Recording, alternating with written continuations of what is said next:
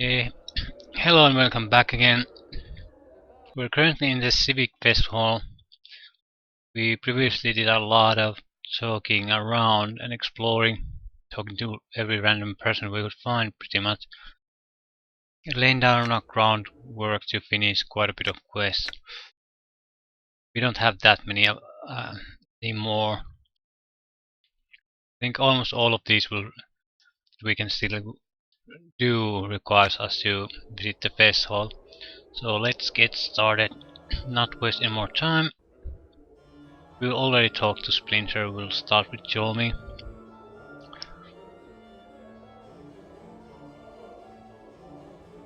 The stern-looking older woman seems to be looking for someone. Her eyes fix upon your face as you approach her. You there. Might I have a word with you? Yes, you're Jolmy, correct? I spoke to your messenger. Updated my journal.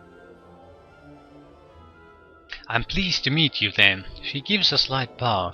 I would make you a somewhat unusual proposal. Though you must admit you are an unusual man. I will give you 1,000 copper commons. Hell, thanks. For your permission to kill you. Are you open to discussion? Sure. Why not? After a short discussion, it comes down to the following terms. Jeremy will pay you 2,000 copper commons. Ooh, I guess my charisma will influence the negotiation. In return, you will allow her to drive her dagger into your heart. She will wait for you to awaken, at which point she will give you the coin. Yes, let's do it. The affair is over in a moment. She's already cleaned her blade and put it away by the time you recovered.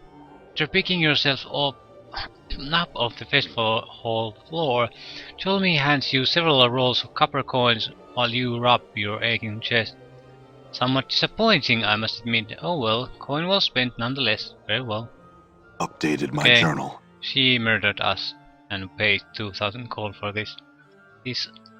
I'm basically being a whore, whoring out my mortality.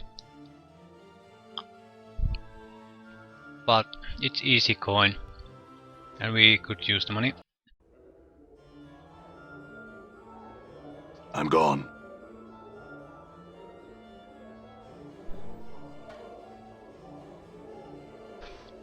I think you only get 1,000 normally, but our high charisma allowed us to get more. Done. Okay, sensate. I'm not talking to normal sensates.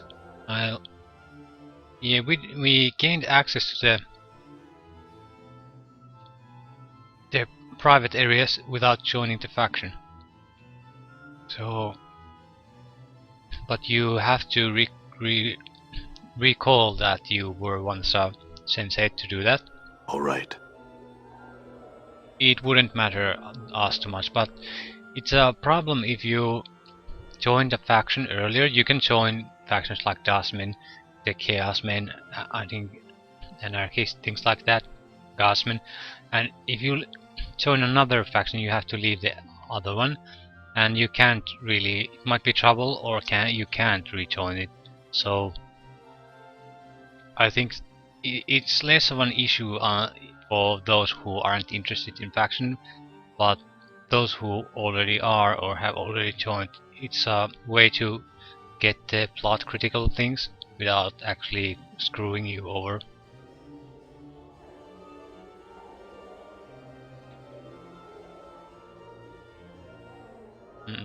Nothing of interest here. Let's gone. Proceed. Okay, sensate. Okay, Montague. This is another quest. This handsome man seems lost in thought, his brow furrowed and a slight brow frown upon his lips. And to thee, sir, hail, what dost thou wish of me? Are you Montague? I need to speak with you about Juliet. Oh? He gives you a puzzled, slightly suspicious look. Yeah, I overheard speaking at the brothel. She's having an affair, you know. Oh, speak falsely. I would have thee present me proof, for I took thy claim to be true. I also found these letters. Here, read them. He takes the letters and reads them. Alas, 'tis true! She's found another who loves her passionately. Ah, heartache is a sensate's fate, I think. I shall move on to another land and let this other suitor have her. Considering the passion of... Yeah, this is already going wrong. I'll spill the beans.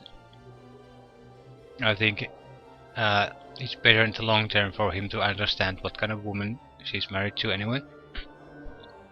Or sweeting. Mm. What do you speak?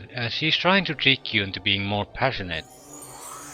And why did she not simply say something? I don't think it really occurred to her. Yeah. Apparently not, so what should I be doing? Turnabout is fair play. I say ignore the cheat, act distant and unconcerned, that'll spice things up considerably, surely. Trust me, kid, start ignoring her, create some friction, leave them wondering and they'll be clawing all over to discover what the matter is, right chick? Yes. She'll think something's wrong, and for once, he'll be playing the game rather than being the target. Yeah. Oh, I like the sound of that very much. Good luck, I hope it works out. And farewell to thee as well, sir. Now I've got some things to attend to. If we meet again, we might speak of the matter. Yeah. Did we get rid of it? Yeah, we did. We're going to talk to the woman, very likely, anyway. But I'm glad to get rid of the... Oh, we'll hit there. Rid of the quest. Okay, who's he? Done. Okay, Mertruin the Headless. We missed him. It's clear there's something very wrong with this man. The way he lurches about, bumping into things, staring off blankly into space. As you approach him, you at least realize his plight. He's headless. The thing on his shoulders is merely a skillfully carved wooden prosthesis, a false head. Okay. Damn, this is interesting. The headless body stops fumbling for a moment and pauses. Its hands begin to reach out, as if trying to feel exactly where you are. Okay, let it touch you. He can't see. After a moment, its fingers brushes your forearm. It clutches your arm and follows it up to the shoulder, then your head. As it feels your face and head, its hands brush your neck, as if it were checking for something. Finally, it grabs your hand and shakes it vigorously in greeting. You notice that its skin is cold and slightly clammy. Can you understand me? The figure makes a series of hand motions, then waits for a response. It seems like it's asking a question. What? I don't understand. The headless body taps its foot for a moment, scratching at the chin of its prosthetic head. Suddenly it raises a finger as if struck by an idea. It points at you, then at the eyes of its wooden head, then at you again. It then indicates its wooden head with both hands, struggling, points at you. Yeah. No, I haven't seen where your head anywhere. Headless body shrugs, slumps a bit, and turns amble off. So, someone's lost his head.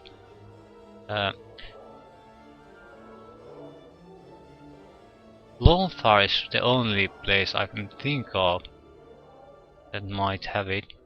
All right. Well, we'll see. We sigh. This is a life-size granite statue of a gentleman standing with his arms at his sides, eyes closed. It is of excellent craftsmanship, exquisitely detailed and incredibly lifelike.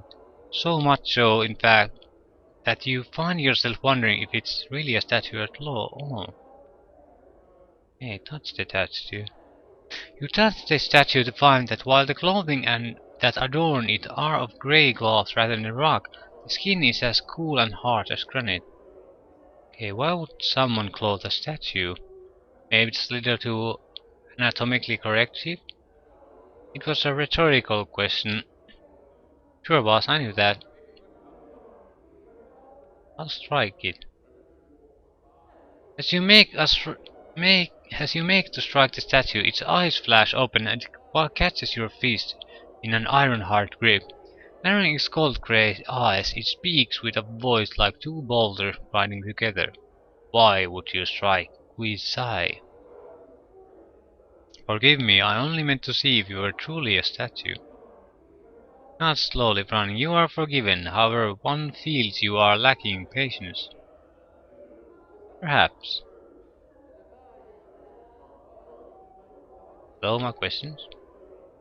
Okay, I guess we have to wait, because he said we are lacking patience. Wait for response.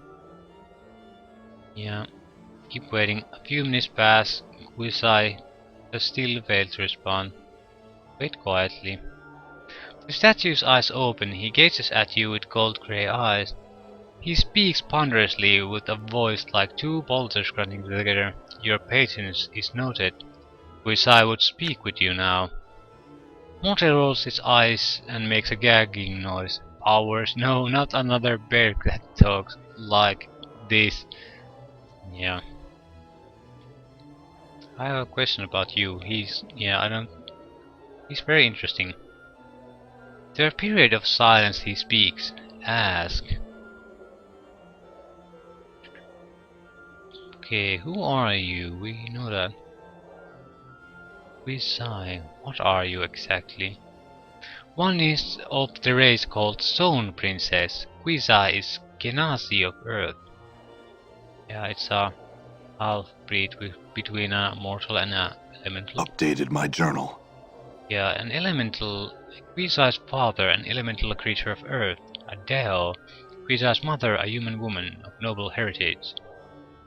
Such is what it is to be a Genasi of Earth. What do you do here? Meditates also trains others in the art of combat. Okay, what it is you meditate upon? Meditates upon the way of stone. Quizai nods, a philosophy, a method of combat. With it, Quizai seeks to achieve invulnerability. It be undefeatable in combat. Yes, now the way is not yet perfect. Quizai will make it so one day. Quizai knows this. Can you tell me what you've discovered so far? No one has asked Quizai to share his knowledge of that way. Quizai shall do this now. He begins to speak at length, slowly and carefully. Yeah, listen and learn the way of stone. Updated my journal. Armor class. Armor class decrease permanently. Yeah, it's a good thing in this game. I was so shocked there for a moment.